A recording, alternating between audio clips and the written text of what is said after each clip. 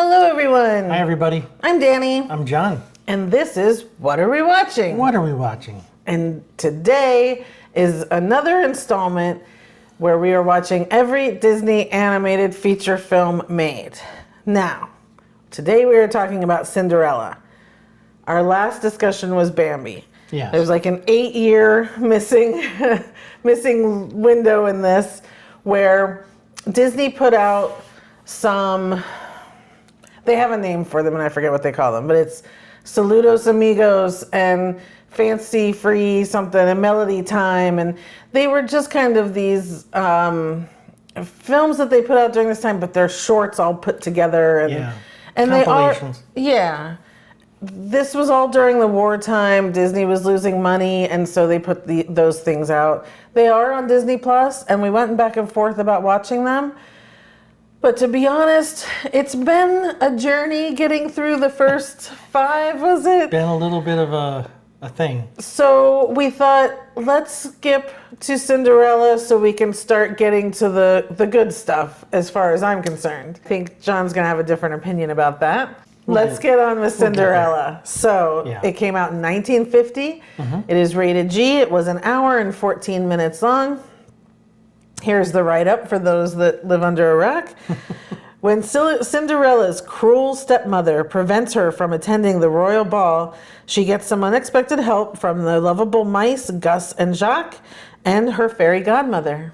I think the most famous part about Cinderella is that Mary Blair did a lot of the coloring and styling, color styles on Cinderella. So this introduced everyone to her aesthetic, which is huge. Oh, man. Eileen Woods was the voice of Cinderella, who I don't know from Adam, but I love the singing voice of Cinderella. Well, and even her speaking voice, it was very... It reminded me of Ginger from Gilligan's Island. Oh, really? When she was talking. Yeah. But her singing voice, really, just lovely. Pretty incredible, Yeah. And the songs in Cinderella are, to me, a little bit different. Like, they're like Nightingale, there's all the different harmonies. But the one that when she's dancing with the prince, and now I forget.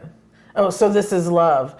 It feels very like jazz. So this is love. It's like so very jazzy. And her voice is like so cool with that. Yeah. So anyway, we're getting all ahead of ourselves, I guess. But as far as Cinderella goes, Walt Disney said that his favorite piece of animation was the transformation of her from her rag dress into the ball gown. So that's really cool. That's kind of a little special thing that he really hung on to and loved so much. Sure. For Lady Tremaine, obviously the villain of this cruel stepmother, Walt told the animators to make her like Joan Crawford gone mad. Oh, yes, and the tapestries and the draperies. But I just finished. Do them again. And don't forget the garden. Then scrub the terrace, sweep the halls and the stairs, clean the chimneys, and of course there's the mending and the sewing and the laundry. And that's pretty spot on. Like, give me Mommy Dearest and Lady Tremaine together, and I'm scared in a corner. Now I get it. I'm trembling in a corner. Now I get it. They nailed it. And this is also the first film, if you've watched, is it called The Boy? Not The Boys, because that's the Sherman Brothers, but this is the first film where the 9 old men worked entirely on this movie. It was Mark Davis and 9 animators that worked together for film after film after film. And Walt called them the 9 old men. There's a documentary on Disney Plus about it. But this was the first time that happened. Oh, that's cool. I didn't realize that. Yeah. Yeah. What'd you think? So again, this is the first movie where we're differing on this. I've seen this as an adult mostly that I remember. So I'm very familiar with this movie.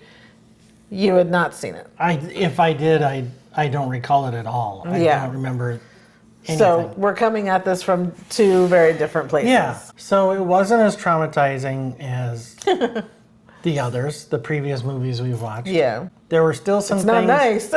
Well, the juxtaposition of her being such a pleasant person and then living amongst those awful, awful people. It was so stark. It was kind of, again, I've used the word jarring several times to talk about these Walt Disney movies.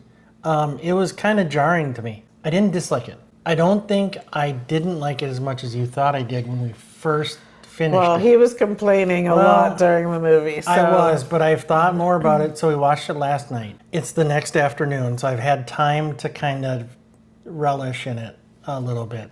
Relish? That's from a sandwich video. Marinate? Marinate. I've had time to reflect on it. I think I may have been a little bit harsh when we first spoke about it after watching it. There were parts of it that I wish.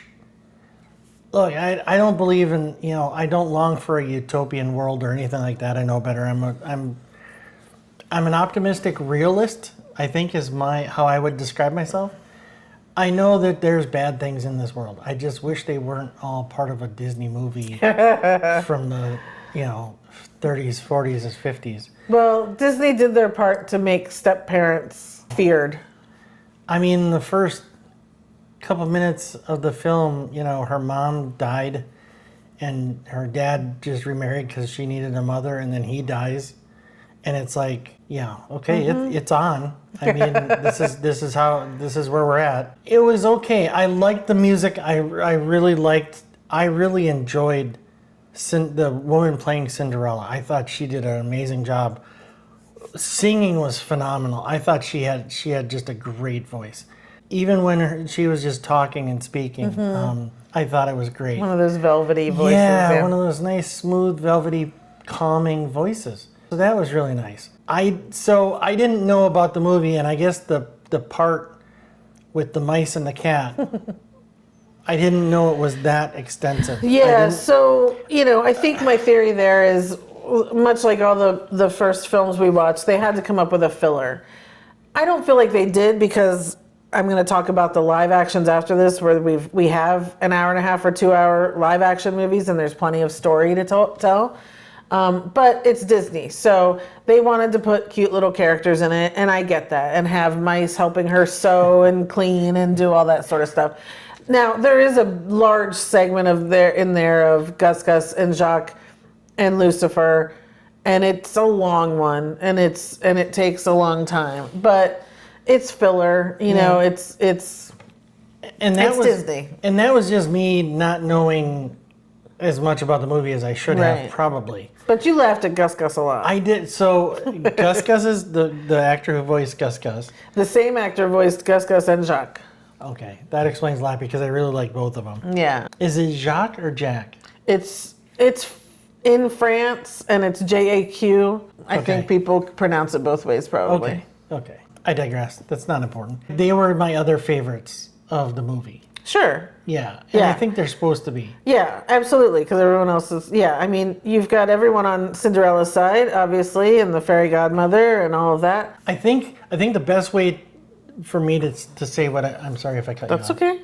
Was I didn't like what I was really not supposed to like. Yeah. And I really liked what I was supposed to like. Now, it's funny, because when we are in the parks or we're watching something and the stepsisters, people encounter the stepsisters, I always say to him, that would be my favorite job to have in the parks, because they can insult people and they just laugh, and they don't have to do the princess crap, right? They get to just stomp around and have horrible voices and stuff. And it cracks me up. In this movie, the stepsisters aren't as funny as they are in other movies. They're just awful. They're just mean. Yeah. They're not entertaining at all. They're just awful. Yeah, but that's the point. That's what they're supposed to be. Yeah. You're supposed to not like them, and they do a great job of portraying them in ways where you will not like them. Yeah. There's nothing to like there. Now, after the first 5 movies we've been through, I'm really glad to get to a movie where it feels like there's an actual story. Most of this takes place within a day or something, but at least there's a story. She dreams of love. She's being abused by her family, but she's pure of heart. So she gets help, and she gets to go, and obviously the prince falls in love with her by sight, but we won't get into all that. And then she wins out in the end, right? Good conquers evil. And I'm glad about all that. There is a lot of filler with the mice and all that sort of thing. But if you take all that out, you're left with, to me, a fun story. And, you know, is it fairy tale and princess? Yes, but she deserves it for being the good person she is. That's what every Cinderella story always tells you. Yeah, I thought Mary Poppins was the best, most pure person, but Cinderella, holy smokes. Mary Poppins is devious and manipulative. But we'll get to that. Wow. Okay. Look, I love Mary Poppins, but when you really look at it... Okay. Anyway. I didn't mean to start all that. We'll obviously get to that down the road. Yeah. And maybe I do someday. want to mention, though, the other two things I really enjoyed, and you're supposed to, was the dog. Yeah. Yeah. I mean, those, you know, talk about human emotions on an animal. The way they do animals, obviously, are wonderful. We love all the animals. Yes. And then Cinderella makes clothes for them. Like, hello, could they be any cuter? Yeah. You know. But then the things you're not supposed to like the scene where everyone went to all the trouble of making her bald gown, and then Lady Tremaine leads the sisters into ripping it apart. That's still one of my most horrifying scenes. I just feel like it's one of the meanest things in the world. Can you imagine doing such a thing to another person? I was evidently more into the movie than I realized because I was furious. I was seething. My fists were clenched, and I was like, and they're animated. Right, I know. But they did such a good job of drawing. You know, that's what Disney does. Yeah. At least for me, it draws them out emotion whether I want to or not. Right. And you know, I felt the things I was supposed to feel. Yeah, and they made Cinderella as beautiful as can be, and you know they did it all right for the first fairy tale princess story. Yeah. The one thing I was saying to him though is I would love now that he's seen this to show him all of the live action movies. So we have the musical with Brandy and Whitney Houston, which is absolutely my favorite. We have the musical that just came out on Prime last year, the year before, with Camila Cabello, and Idina Menzel's in there, and that one would be fun for you to watch because that's a jukebox musical. They put in all new songs in there. There's the actual Disney live action with Lily James, and Cate Blanchett plays the stepmother. She's favorite. Very good in that. And then my overall favorite Cinderella story is Ever After with Drew Barrymore, and Angelica Houston is the stepmother in that one. And that one's that's much more of like a purist set in France, told like it's a French story, thing. And so I'd love to show you those and kind of come back and talk to everyone about what you think of them. And well, life is full of choices, and we got a lot of television and movies to watch. We do. So, but we can do it. You know, whenever you feel like. I serve at the pleasure of the board. Okay. I'm giving Cinderella a 7. I do think that it's good and I like it, but I also have to sit back and be like, it's such a fairy tale. I don't know. Well, there's still something that kept me from. It's not one that I want to watch all the time. This was probably my 4th time of ever seeing it all the way through. Very good. I love the coloring of it. I love the looks of all the animals and everyone in it. Lucifer, answer him. Meanie, sneaky, jump at you.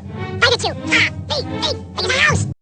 The songs are great. There's nothing really to complain about. It's just not at the top for me. So again, we've got a long way to go still. I'm going to keep this at a 7 because I know there's a lot more that are going to score higher than that. Yeah, okay. I too am going to give it a 7. Okay. I didn't know I kind of knew what to expect because I know the overall story. But the details, sitting and watching an hour and a half movie, it's like, what's going to be in there? There were some slow parts, but there were some good parts. And I enjoyed it actually more than I thought I would. Good. Honestly. Good. Great. It's 7. I mean, that's, hopefully the real terrible stuff is in the rear. No. is in the rearview mirror, but maybe not. Next is Alice in Wonderland. So that's going to be interesting to see what he thinks of the kind of crazy stuff's going on there. These have all been kind of crazy. So thank you Okay. for watching. We really appreciate it. Yeah. What are your thoughts about the original animated Cinderella, and as far as the newer or live action ones, which one do you love the most? Did I not think of one, and do we want to have him watch Yeah, something which else? one should I start with of the Yes. live actions, or what's your favorite? Absolutely. So please like this video, subscribe if you can. We're still only at, I think this is number 6 out of 60 something. I've lost track. So we have a long way to go, and would love for you guys to follow along on this journey. Yeah. And that's it. Thank you so much for watching, and we will see you next time. Bye, everybody. Bye.